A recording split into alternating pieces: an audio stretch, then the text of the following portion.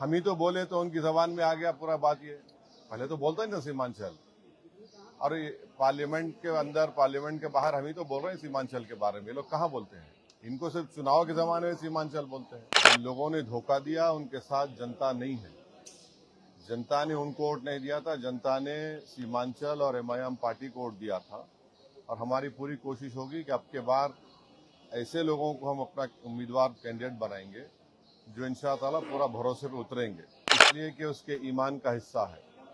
अगर हम मुसलमान हैं और अगर हम अल्लाह को जानते हैं तो वो मोहम्मद सल्लल्लाहु अलैहि वसल्लम ने हमको सिखाया है कि अल्लाह है जो ज़मीन व आसमान का खालिक है, तुम इसकी इबादत करो, किसी और की मत करो। अब देखिए, एक बात सुनिए, अगर आप एक बीज बोते हैं और उस बीज को ज़मीन में ताकतवर बनाने के लिए पूरे लोग अपना खून पसीना बहाते हैं, और जो फसल निकल कर आती है तो आप फसल को लेकर चले जाते हैं, भाग जाते हैं। आपको तकलीफ होगी नहीं होगी? तो हम अभी भी बीज बो चुके हैं और फसल अब के बार जब निकलेगी वो यहाँ की जनता के पास ही होगी, कोई लेकर नहीं भागेगा।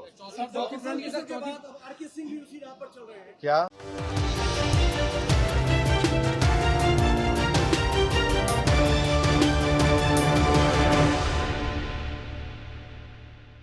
खड़ा होना चाहिए। हम आवाम को बेदार करने के लिए भी एक कारवां निकाल रहे हैं जनाब बैरिस्टर असदुद्दीन अवैसी साहब की क़यादत में, और इस कारवां में तशरीफ फरमा है हमारे माजिद हुसैन साहब जो एमएलए हैं वहाँ नामपल्ली से, और जनाब वारिस पठान साहब जो एक्स एमएलए हैं बॉम्बे से, वो भी तशरीफ फरमा है। सब लोगों का ये कारवां हम लोगों का जा रहा है। हम आवाम को बेदार कर रहे हैं कि हम मुसलसल इंसाफ की लड़ाई लड़ रहे हैं।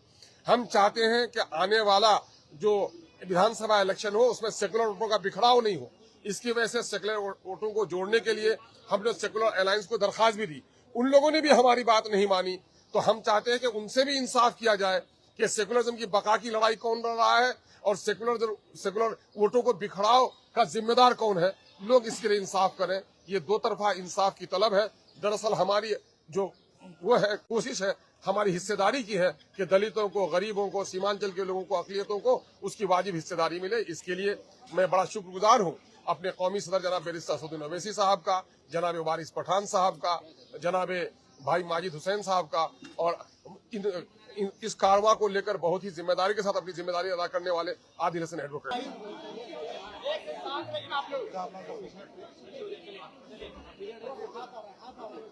खाली मीडिया और रहने दो, बोलो सिर्फ मीडिया को रखिए, को लड़िए, पार्टी के लिए हट जाइए पूरा। देखिए, अख्तरुल ईमान साहब ने खत लिखा है, फिर अख्तरुल ईमान साहब ने यहाँ के लीडर ऑफ अपोजिशन को लेटर लिखा है। मीडिया के जरिए हमने इस बात को कहा है कि एमआईएम पार्टी अलायंस के लिए तैयार है, और फिर अख्तरुल ईमान साहब ने अपने आखिरी खत में ये भी कहा है कि हमको अब 6 सीट दे दीजिए। अब ये उनको फैसला करना है, ये नहीं करेंगे तो बिहार की जनता ये देख लेगी कि कौन बीजेपी को कामयाब कराना चाहता है या कौन बीजेपी को रोकना चाहता है। तो अब ये फैसला बिहार की आवाम पर है। हम तो अपनी जिम्मेदारी को निभा चुके हैं। कल कोई या हमसे ना कहे कि आपने बातचीत नहीं की, आपने फुला नहीं किया। तो हमने तो अपनी तरफ से पूरी कोशिश की और जनता के सामने, आवाम के सामने हमने इस बात को रख दिया। जब लिस्ट जारी होगी तो आपको पता चल जाएगा। सर, एक आई लव मोहम्मद कहने पर जो है पूरा बवाल है, उस पर क्या कहेंगे सर? देखिए, ये शुरू हुआ था कानपुर में।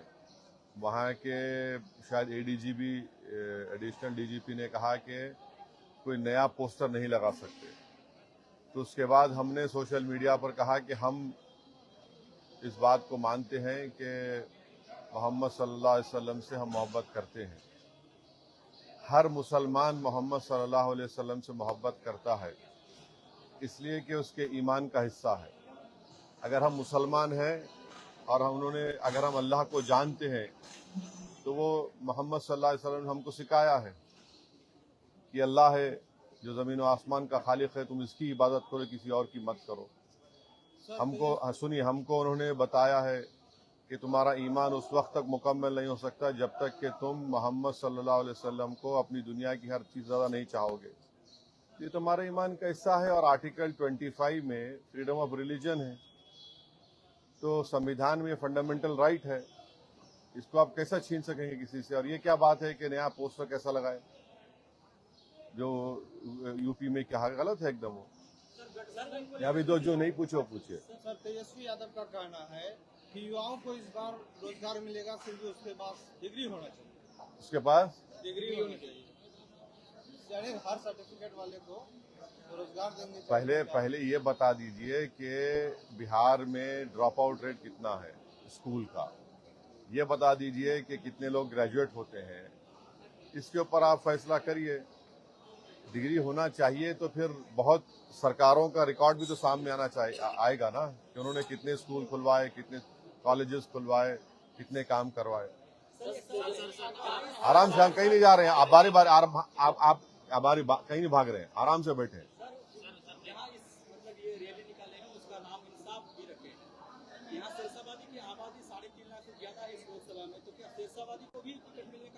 बिल्कुल बिल्कुल, इंशाल्लाह जरूर।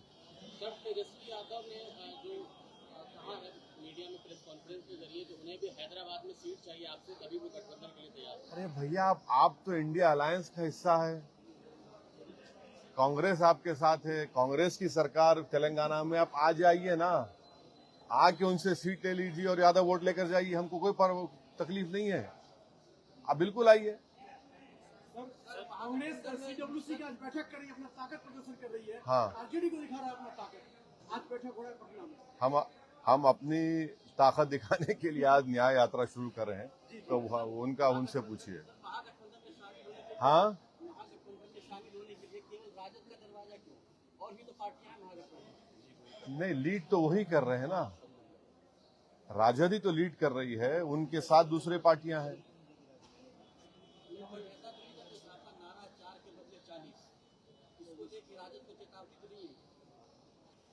अब देखिए, एक बात सुनिए, अगर आप एक बीज बोते हैं और उस बीज को जमीन में ताकतवर बनाने के लिए पूरे लोग अपना खून पसीना बहाते हैं, और जब फसल निकल कर आती है तो आप फसल को लेकर चले जाते हैं, भाग जाते हैं, आपको तकलीफ होगी नहीं होगी।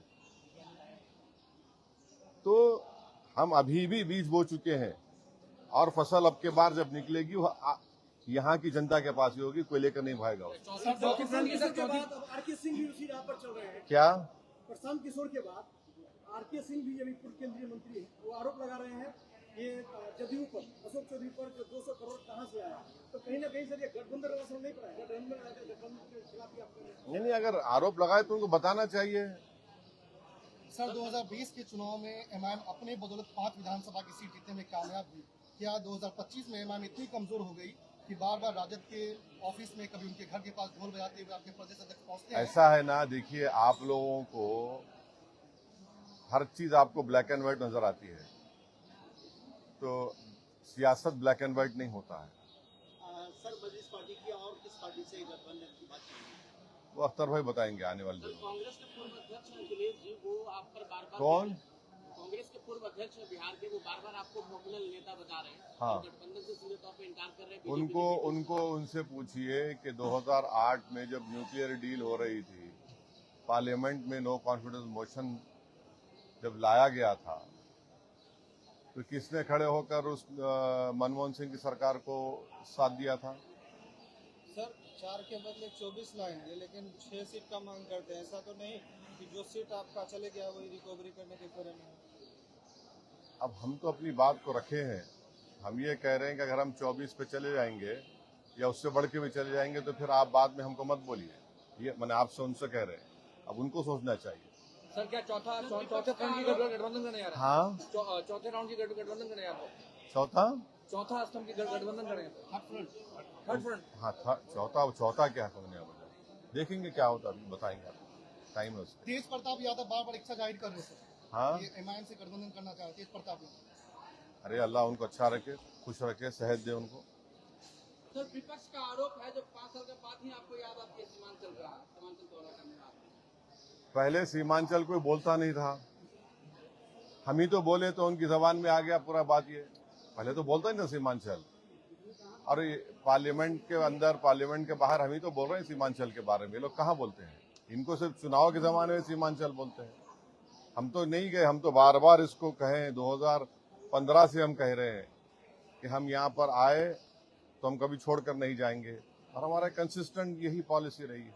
सर पिछले विधानसभा में ओबीसी मेडिकल कॉलेज का और हॉस्पिटल का भी मतलब यहाँ पे घोषणा कर दी। कोई घोषणा नहीं हुआ था, ये सब ये जो बात लोग कर रहे हैं, हम बोले कोशिश करेंगे, और कोशिश आज भी जारी है, करें, कुछ ना कुछ कर सकते हैं। सवाल ये है कि जो सत्ता में है, 11 साल सत्ता में रहे, उनकी भी तो अखलाकी जिम्मेदारी बनती है। एक परिवार में 2 मुख्यमंत्री बन गए, कोई दूसरे पास एक मुख्यमंत्री 10 साल 12 साल रहे, उन्होंने क्या किया सीमांचल के लिए? सर महिला वोटर एक बहादुरगंज के जो गद्दार विधायक थे, वो अभी एक पोस्टर फेसबुक में एक पोस्ट कर रहे हैं जो खुद को पढ़ा लिखा बता रहे हैं, और आपके जो कैंडिडेट है उसको अनपढ़ बता रहे हैं। तो जो तोसीफ आलम साहब को अनपढ़ बता रहे हैं, जबकि राजद के जो मुख्यमंत्री पद के लिए वो मतलब लड़ रहे हैं, वो खुद 8 पास है, तेजस्वी यादव। क्या कहेंगे? क्या कहना क्या है आपकी? आप जो बात कह रही है, मैं क्या कहूँ? सर सीमांचल के बाहर सिर्फ ढाका ही चुनाव लड़ेंगे कि और भी विधानसभा? हाँ, सीमांचल के बाहर ढाका ही चुनाव लड़ेंगे कि और भी विधानसभा चुनाव लड़ेंगे? नहीं, बराबर लड़ेंगे। और कुछ है? जनता एमआईएम को वोट देती है, लेकिन उसके जीते हुए पार्टी दूसरे पार्टी में चले जाते हैं, तो सर कैसे लोग विश्वास करेंगे कि एमआईएम को वोट दे, फिर इस बार नहीं जाएगी दूसरी पार्टी में? नहीं, जिन लोगों ने धोखा दिया उनके साथ जनता नहीं है। जनता ने उनको वोट नहीं दिया था, जनता ने सीमांचल और एमआईएम पार्टी को वोट दिया था। और हमारी पूरी कोशिश होगी कि अब के बार ऐसे लोगों को हम अपना उम्मीदवार कैंडिडेट बनाएंगे जो इंशाअल्लाह पूरा भरोसे पे उतरेंगे। सर आपकी पार्टी के ऊपर लगातार एलिगेशन लग रहा है कि पैसे के बल पे टिकट दिया जाता है। अच्छा, इस बार क्या सर पैसे के बल पे टिकट दिया जाएगा या जमीन से उठा हुआ नेता मिलेगा? पैसे के बल पे तो इल्जाम लगता है चुनाव के जमाने में। क्योंकि सर जो गए 4 गए उन्होंने लगाया। अब एक बात सुनिए, एक साहब ने एक क्रिकेटर को ले जाकर दुबई में होटल खोली है, नाम क्या रखा? हैदराबाद बिरयानी दुकान। किससे पैसा लिया वो? आप तो बिरयानी नहीं खाए ना, हम भी नहीं खाए। सर न्याय यात्रा के तहत क्या दबाव की राजनीति होगी? वोटर अधिकार यात्रा जिस तरह निकला राहुल गांधी का, या फिर और? नहीं, यात्रा है, इंसाफ की यात्रा है, उसमें हर मुद्दा हर मसला सामने आएगा। इंसाफ की हुसूल के लिए, इंसाफ के हासिल करने के लिए तो सब बात करेंगे हम। सर जो महिला वोटर है आपको बहुत हाँ, मैं महिला पूछ रहे हैं। वालेकुम सलाम। सर तीसरा जो नोटा बनाएंगे, क्या लगता है कितना असर डालेंगे एनडीए और महागठबंधन पर? देखिए, ये वक्त बताएगा। हम जहां पर हम चुनाव लड़ेंगे पूरी ताकत के साथ लड़ेंगे इंशाल्लाह। सर महिला वोटर के तरफ जो है, जो पहले भी आपको वोट पसंद करती है, लेकिन इस वक्त जो है तेजस्वी यादव भी माई बहन योजना लाके खड़ा कर दिया है। इधर सीएम नीतीश कुमार भी जीविका दीदियों को राशि भी दिया है। तो आपके कहीं न कहीं महिला वोटर पर सिंहमारी सीमांचल में हो रहा है, क्या कहेंगे? कुछ नहीं होगा इंशाअल्लाह। हमारी इज्जतदार माँ और बहनें हमारे साथ थी और इंशाअल्लाह हमेशा हमारे साथ रहेंगे। सब कोई असर नहीं पड़ने वाला। सर एक बार तेजस्वी को किशनगंज की जमीन से क्या संदेश देना चाहिए? जो संदेश देना था हम बोल चुके आपके सामने।